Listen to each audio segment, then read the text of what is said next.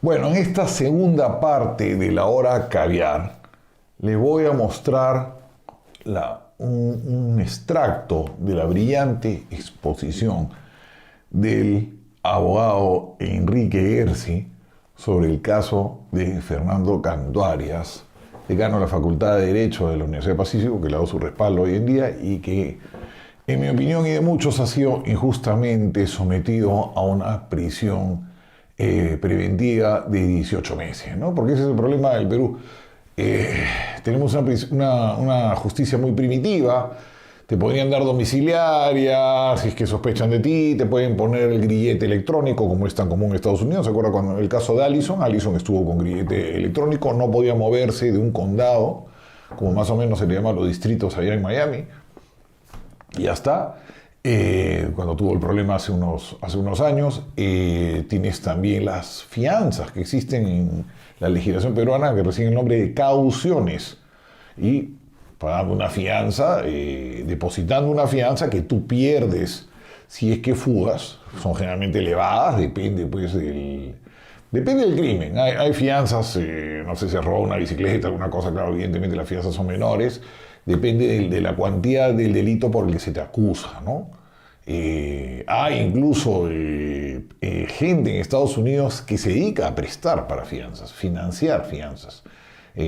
Van a los jurados y a la hora que el juez impone la fianza, se acercan a la persona y dicen: oye, acepta la fianza, yo te la presto, te cobro tanto interés, etcétera. Y bueno, ahí ya ves cómo arreglan. Pero hay ese sistema. Claro, pierdes la fianza si es que te fugas y la ley te viene con todo. Aquí en España lo hemos visto en el caso de Rodrigo Rato. Rodrigo Rato ha sido no solamente la cabeza del Fondo Monetario Internacional, también fue un importantísimo ministro acá. Yo no entiendo hasta ahora por qué Rato se dedicó a robar, hizo las cosas que hizo después en Bankia, en la banca esta que se creó para tratar de salvar a las cajas que quebraron aquí durante la crisis. Y Rato no ha ido preso hasta el final. Y Rato fue con su coche, lo dejaron en la prisión y se entregó cuando ya le dieron la sentencia. Aquí en España es muy difícil que tengan una preventiva, y menos por esos plazos tan largos en el Perú. Caso de Cantuarias, ahí lo va a explicar muy bien Gersi. No ha sido mencionado por los brasileros, no le han entregado dinero directamente, dicen que la coima es indirecta. Sin embargo, la coima indirecta que vendría en que se han inflado los honorarios no se han inflado porque el juez primero no ha tomado en cuenta que los honorarios se cobran sobre de porcentaje sobre lo que se pide y no sobre lo que logra la parte. Entonces dice: está inflada. No está inflada, le han pagado Cantuarias sobre lo que se pedía, no sobre lo que se cobró. Le han descontado el impuesto a la renta también.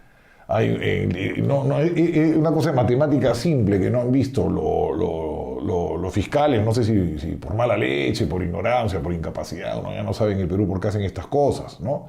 Entonces, también explica alguna cuestión que hay con un IGB. O sea, no es que la cifra no es que él haya cobrado sobre el monto menor, sino sobre el mayor, sobre el que se pidió. Y ese es el porcentaje. Además, como bien también lo ha explicado la Cámara de Comercio de Lima, no se cobró como en un arbitraje ad hoc, ¿no? Un arbitraje especial. Se podía utilizar fuera de las tablas de la Cámara de Comercio de Lima, se podía usar tarifas fuera de la tabla. Entonces, no se sostiene mucho lo sucedido con Cantuarias. Hay otros casos que sí ha habido la coima. Horacio Canepa ha declarado que él les ha dado el dinero, los ha grabado. Qué horrible, ¿no? En el Perú ya no puedes hablar con nadie, todos te graban. Ha grabado a la gente con la que ha recibido el dinero, pero aquí no hay más que su testimonio, ¿no? Hay su testimonio, puede haber sido dado por maledicencia, no sabemos, pero de todas maneras todo esto no se presta pues a dar una prisión preventiva. Aparte, de lo que uno ve es que el juez ha metido en el mismo saco a todos. O sea, la gente que tiene grabaciones con la gente que no tiene grabaciones, la gente que le dio dinero directamente con la que no le dio dinero, la gente que los brasileños dijeron que sabían que le habían dado dinero y la gente que no. También otro tema que, bueno, no lo dice aquí Gersi, pero también se dio a conocer, exageraron el valor, la fiscalía, de los bienes de Cantuarias, porque primero lo han confundido con su padre, con Fernando Cantuarias padre. no han confundido los bienes, han juntado los bienes del padre con los del hijo, porque hay una homonimia y se llama Fernando ambos. Por eso siempre me decían que no hay que ponerle al hijo tu nombre, pues después vienen los problemas.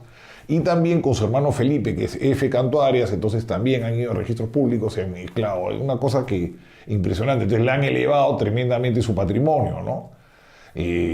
Cuando no es así, hay el patrimonio de su padre y de su hermano, ¿no? Uno se ríe un poquito de colegio, pero así son los fiscales en el Perú, pues es tremendo, le puede pasar a usted, me puede pasar a mí, le puede pasar a cualquiera, cae en manos de uno de estos y uno de estos jueces y es impresionante, ¿no? Eso da cuenta de lo peligroso que es la justicia en el Perú, ¿no? Incluso meten dentro de los bienes que habrían sido adquiridos con el dinero de Odebrecht una casa que Canto Arias se compró muchos años atrás, en los años 90, mucho antes del arbitraje, ¿no? O sea, pareciese que hubiese hasta mala leche.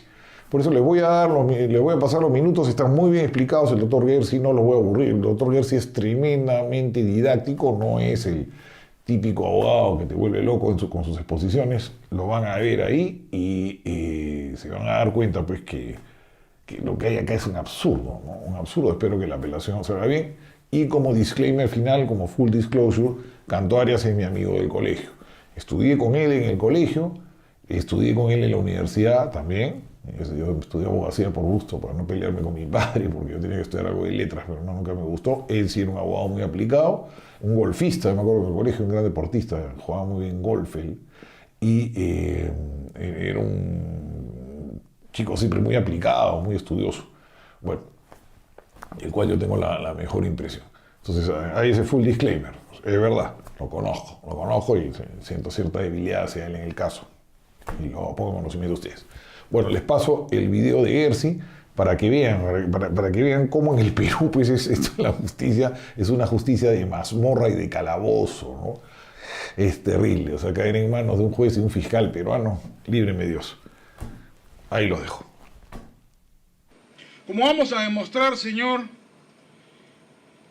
no se gana un juicio contando la mejor historia, se gana un juicio diciendo la verdad.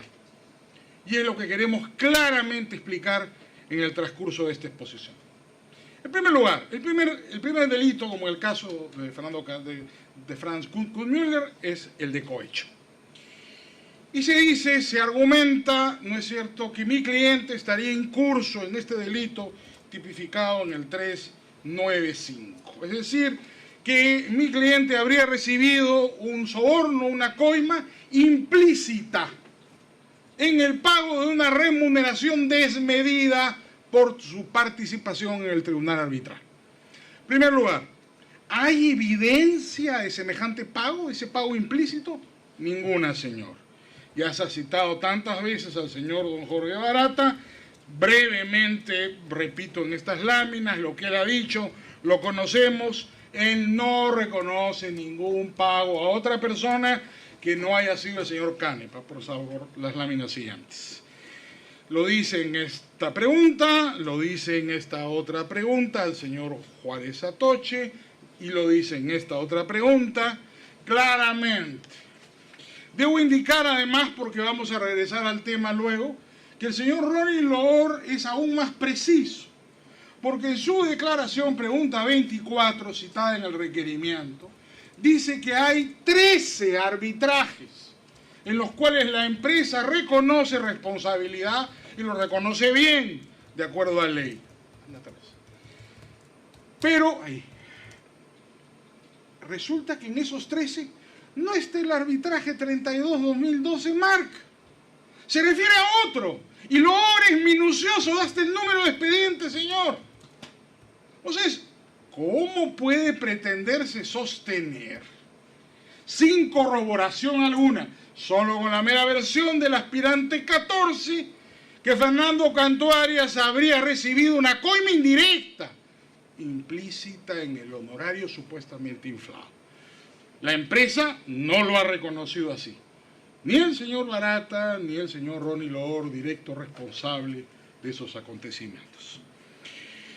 Lo curioso es que esta imputación, señor, recién aparece en la segunda declaración del aspirante, la de septiembre del 2019, es decir, hace 2 semanas, hace 3 semanas. Esta declaración es la única en la cual ¿no es cierto?, el aspirante a colaborador eficaz reconoce algún pago ilegal en el presente arbitraje. De manera que este elemento es sumamente importante porque, como veremos después, este expediente, señores, es como el libro de las mutaciones. Las imputaciones van cambiando. Dr. Jekyll, Mr. Hyde, Gamarra, colaborador 908, colaborador 14, van dando versiones y declaraciones que van transmutándose, permutándose y transformándose de tiempo en tiempo. El centro de la imputación, señor, yo creo que es lo más importante de esta discusión, ya creo que había un largo debate sobre los elementos jurídicos, es el monto de los honorarios. La empresa no reconoce el pago del soborno porque no existió. Vayamos a la discusión de fondo, señor, y no la evadamos. La discusión es, el Ministerio Público dice, la tesis, la teoría del caso, es que habría un soborno implícito en ese pago, ¿no es cierto?, hecho supuestamente de manera irregular a mi cliente, ¿no? Según el fiscal, su razonamiento es que la cuantía del arbitraje, ¿no sé?, y la forma con la cual la Fiscalía llega a esa cantidad de 288.000 de la lámina anterior es la siguiente. Ahí está, 288.000, ¿no? Pasa a la lámina siguiente, el razonamiento de la Fiscalía para llegar a 288.000 es el siguiente. En primer lugar, señor juez, calculan el honorario sobre el monto laudado. Y eso no solamente es ilegal, lo que sería muy grave, sino que es un error, lo que es aún peor. No se calcula el honorario sobre el monto laudado, se calcula el honorario sobre la pretensión. Así como una demanda civil, señor. No se cobra el arancel sobre la sentencia. El arancel se cobra sobre la pretensión con el primer escrito. Exactamente igual, señores, aquí, pero el Ministerio Público ha elaborado una tesis innovadora y calcula sobre el laudo y no sobre la pretensión. En segundo lugar, en el cálculo, como demostraremos después, del Ministerio Público, los árbitros no pagan impuesto a la renta. Esos 288.000 eran netos para el árbitro. Pero resulta que hay una retención del 8 más un pago en regularización del 30 en marzo del año siguiente. No, y el impuesto a la renta no lo restó la Fiscalía. Solamente restando el impuesto a la renta, como le demostraremos a su despacho, señor, no hay ninguna sobrevaluación del honorario. Hay un error del Ministerio Público por no haber hecho una pericia. Ellos se han metido a hacer un cálculo, por eso presentan un print de pantalla, en lugar de encargarle a un perito que calcule si el honorario estaba bien. Del cálculo del Ministerio Público al atribuirle un honorario inflado a mi cliente. Utiliza la tabla del 2019, 7 años después, en lugar de usar la tabla del 2012. ¿Y sabe qué es lo importante en este caso, señor? Además de que no se puede juzgar hechos del 2012 con tablas del 2019, es que la tabla del 2012 era más alta, mucho más alta, era progresiva acumulativa, o desproporcional. Por no hacer un peritaje respecto de los honorarios, el Ministerio Público incurrió en grave error.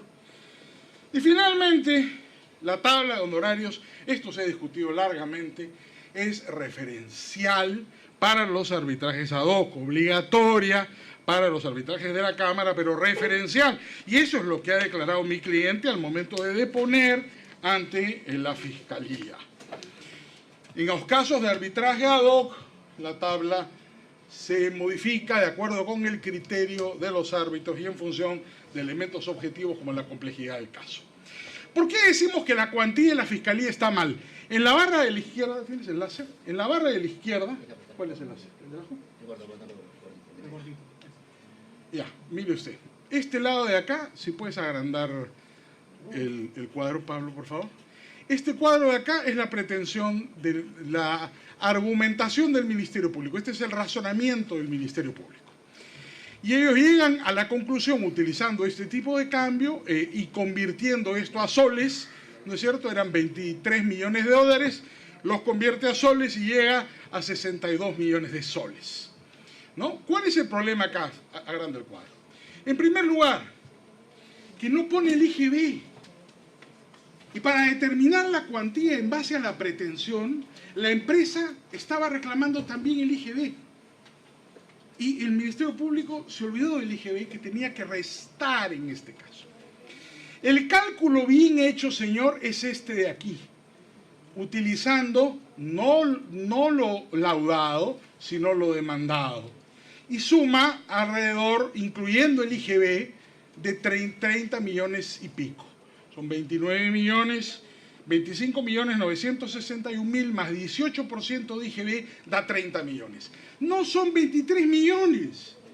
¿Por qué? Porque el Ministerio Público no es perito contable. Tampoco lo soy yo, esto le hemos pedido a un especialista, señor, que haga el cálculo. ¿Por qué el Ministerio Público hace una imputación de esa magnitud y pide privar de su libertad a una persona si no somos abogados, no somos especialistas en hacer este tipo de cálculos y se equivocan groseramente? 30 millones, la cuantía real en soles, 82 millones de soles y fracción. Entonces, señor, lámina siguiente. Si seguimos con el razonamiento, ¿no es cierto? Acá está la tesis del requerimiento. Los señores árbitros han cobrado 288.000, ¿no es cierto? Que es lo que dice exactamente la factura. Pero ¿qué sucede, señor? Que hay que restar el impuesto a la renta, pues. Eso no es lo que se han metido al bolsillo los señores árbitros. Es menos 30%, ahí está. ¿De qué les toca? 201.600, ¿no? Que es exactamente el monto que han cobrado.